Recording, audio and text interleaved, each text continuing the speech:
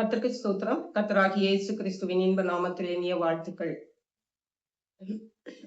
கர்த்தருக்கு காத்திருந்து கழுகு போல் பலன் அடைந்து சட்டைகளை அடித்து உயரே எழும்பிடுவான். புது பலன் அடைந்திடுவான். நீ புது பலன் அடைந்திடுவான். நீ புது பலன் அடைந்திடுவான். நீ புது பலன் அடைந்திடுவான். புது பலன் அடைந்திடுவான். நீ புது பலன் அடைந்திடுவான். புது பலன் அடைந்திடுவான். நீ புது பலன் அடைந்திடுவான். இந்த பெண்களின் நிகழ்ச்சியின் தியானத்திற்காக ஜெபித்த பொழுது தேவன் தந்த வசனம் சங்கீதங்களின் புஸ்தகம் 18 சங்கீதம் 29 வசனம். உம்மாலே நான் ஒரு சேனைக்குள் பாய்ந்து போவேன், என் தேவனாலே ஒரு மதிலை தாண்டுவேன். நம்முடைய கர்த்தராகிய இயேசு கிறிஸ்து நாம் எந்த சூழ்நிலையும் தாண்டி போக நம்மை பலப்படுத்துகிற தேவனாயிருக்கிறார். தாவீது ராஜாவுடைய வாழ்க்கையிலே அநேக மதில் போன்ற அனுபவங்கள், அநேக சேனைகளை அவர் எதிர்கொள்ள வேண்டிய தருணங்கள், எல்லாவற்றிலும் அவர் நம்பியிருந்த ஒரே நம்பிக்கை தேவன் ஒருவரே. தேவனை மட்டும்தான் நம்பி எல்லா சூழ்நிலைகளையும் அவர் மேற்கொண்டார். ஆகவே தான் அவர் சொல்லுகிறார், உம்மாலே நான் ஒரு சேனைக்குள் பாய்ந்து போவேன். ஒரு சேனைக்குள் ஒரு தனி மனிதன் பாய்ந்து போவான் என்றால் எப்படி இருக்கும்? நாம் சற்று கற்பனை பண்ணி பார்ப்போமானால் அது மனுஷீகத்திலே கூடாத காரியம். ஆனால் தேவன் நம்மோடு இருக்கும் பொழுது நாம் சேனைக்குள்ளும் பாய்ந்து செல்லலாம். ஹல்லேலூயா. என் தேவனாலே ஒரு மதிலை தாண்டுவேன். மதிலை தாண்டுவது சாதாரணமானவர்களுக்கு அது மிக கடினமான காரியம். மனிதர்களுக்கே அது கடினமான காரியம்தான். மதில் போன்ற அனுபவங்கள் நம்முடைய வாழ்வின் முன்னாக நிற்கும் பொழுது இதை எப்படி கடப்பேன், இதை எப்படி மேற்கொள்ளுவேன் என்று நாம் நினைப்போம். மரியாள், இயேசுவின் கல்லறையிலே மரியாளும் அவர்களோடு கூட மற்ற பெண்மணிகளும் வந்த பொழுது இந்த கல்லை யார் நமக்காய் புரட்டுவார்கள் என்று சொன்னார்கள். அப்படிப்பட்ட பலத்திற்கு மிஞ்சின காரியங்கள் வரும் பொழுது தேவன் நமக்கு இருக்கிறார் என்பதை நாம் ஒருபோதும் மறந்து போக கூடாது. எந்த சூழ்நிலையிலும் தேவன் நமக்கு உதவி செய்ய வல்லமை உள்ளவராயிருக்கிறார். தாவீது ராஜாவை போல நாமும் உம்மாலே ஒரு சேனைக்குள் பாய்வேன், என் தேவனாலே ஒரு மதிலை தாண்டுவேன் என்று நாமும் சொல்லுகிறவர்களாய் காணப்பட வேண்டும். சொல்லுகிறவர்களாக மட்டுமல்ல, செயல்படுத்துகிறவர்களாகவும் நாம் காணப்பட வேண்டும். ஹல்லேலூயா. அதற்கேற்ற கிருபைகளை தேவன் நமக்கு தந்தருளுவார். எரேமியாவின் புஸ்தகம் 12 அதிகாரம் 5 வசனம் இவ்விதமாக சொல்லுகிறது, நீ காலாட்களோட ஓடும் போதே உன்னை இளைக்க பண்ணினார்களானால் குதிரைகளோட எப்படி சேர்ந்து ஓடுவாய்? சமாதானம் உள்ள தேசத்திலேயே நீ அடைக்கலம் தேடினால் யோர்தான் பிரவாகித்து வரும்போது நீ என்ன செய்வாய்? ஹல்லேலூயா.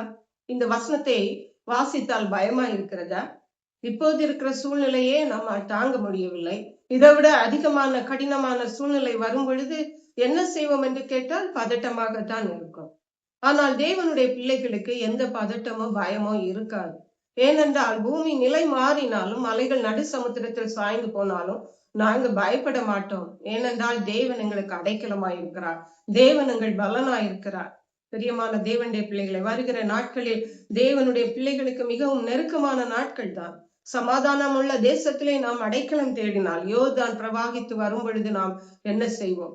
நாம் கர்த்தரிலே பலப்பட வேண்டியது அவசியமா இருக்கிறது. எந்த சூழ்நிலையும் நாம் தேவனாலே ஜெயித்து காட்டுகிறவர்களாக நாம் வாழ வேண்டியது அவசியமா இருக்கிறது. ஹல்லேலூயா.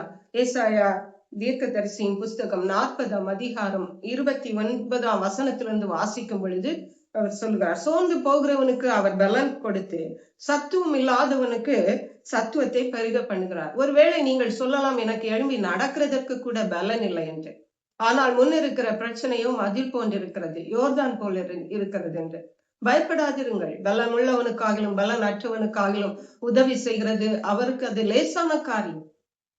ஆகவே உங்களை பரிசுத்த வேதாகமம் சொல்லுகிறது, தேவன் தம்முடைய ஜனத்தை பலப்படுத்தி அவர்களை ஆசீர்வதிப்பார் என்று.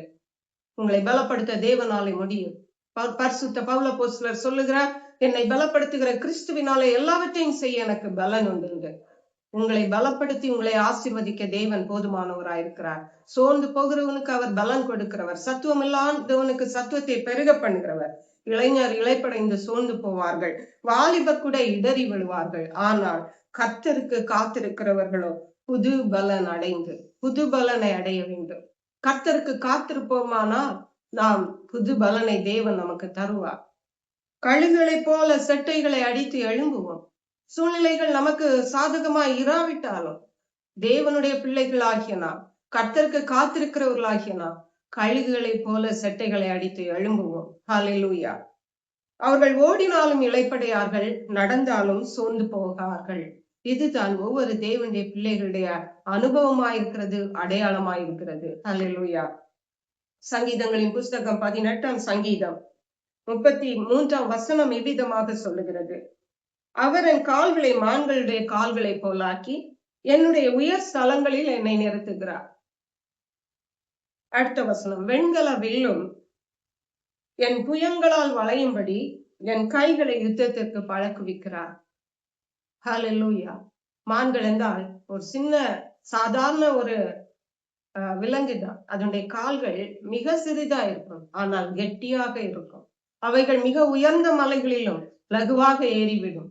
அதே போன்றுதான் ஒவ்வொரு தேவனுடைய பிள்ளைகளையும் தேவன் எந்த கடினமான சூழ்நிலையிலும் அதை லகுவாக அவர்கள் கடந்து போகும்படியாக அவர்களை பலப்படுத்தி உயர்ந்த ஸ்தலங்களிலே அவர்களை நிறுத்துகிற தேவனாயிருக்கிறார். உங்களுக்கும் தேவன் அப்படியே செய்வார். ஹல்லேலூயா. தாவீது ராஜா சொல்லுகிறார், வெண்கல வில்லும் என் புயங்களால் வளையும்படி என் கைகளை யுத்தத்திற்கு பழக்குவிக்கிறார். இந்த சூழ்நிலைகளை எப்படி கடந்து போவது, எனக்கு அனுபவம் இல்லையே என்று நீங்கள் நினைக்கலாம். யார் எனக்கு உதவி செய்ய இல்லையே என்று நினைக்கலாம். கலங்காதிருங்கள். உங்களை படைத்த தேவன், நீங்கள் விசுவாசித்திருக்கிற தேவன் நிச்சயமாகவே உங்களுக்கு உதவி செய்வார், உங்களை பலப்படுத்துவார், உங்களை உங்களுக்கு ஜெயத்தை தருவார். ஒருவேளை நீங்கள் இயேசு கிறிஸ்துவை இதுவரையிலும் சொந்த இரட்சகராக ஏற்றுக்கொள்ளவில்லை என்றால் இன்றைக்கு இயேசு கிறிஸ்துவை சொந்த இரட்சகராக ஏற்றுக்கொள்ளுங்கள். அவருடைய பிள்ளையாக மாறுங்கள். உங்கள் சூழ்நிலைகளை எல்லாவற்றையும் தலைகீழாக மாற்றி போடுவார். துன்பங்களை எல்லாம் தேவன் இன்பமாக மாற்றி தருவார். தேவனாலே கூடாத காரியம் ஒன்றுமே இல்லை. பரிசுத்த பவுல் அப்போஸ்தலர் சொல்லுகிறார், என்னை பலப்படுத்துகிற கிறிஸ்துவினாலே எல்லாவற்றையும் செய்ய எனக்கு பலன் உண்டு என்று. ஆகவே கலங்காதிருங்கள், சூழ்நிலைகளை பார்க்காதிருங்கள், இயேசுவை நோக்கி பாருங்கள். கர்த்தர் உங்களுக்கு ஜெயத்தை கட்டளையிடுவார். கர்த்தர் தாம் இந்த வார்த்தைகளை ஆசீர்வதிப்பாராக. ஜெபிப்போம். எங்களை கிருபையா நேசித்து பாதுகாத்து வழி நடத்துற எங்கள் அன்பின் தகப்பனே, ஆசீர்வதிக்கப்பட்ட இந்த நல்ல பெண்களின் நிகழ்ச்சிக்காக உமக்கு நன்றி. இந்த நாளிலும் கர்த்தாவே ஸ்தோத்திரம். நீர் எங்களை பலப்படுத்துகிற தேவன் என்றும், நீர் எங்களுக்கு எல்லா சூழ்நிலைகளும் உதவி செய்து ஜெயத்தை தருகிற தேவன் என்றும் திட்டமும் தெளிவுமாக எங்களோடு பேசியிருக்கீங்கப்பா.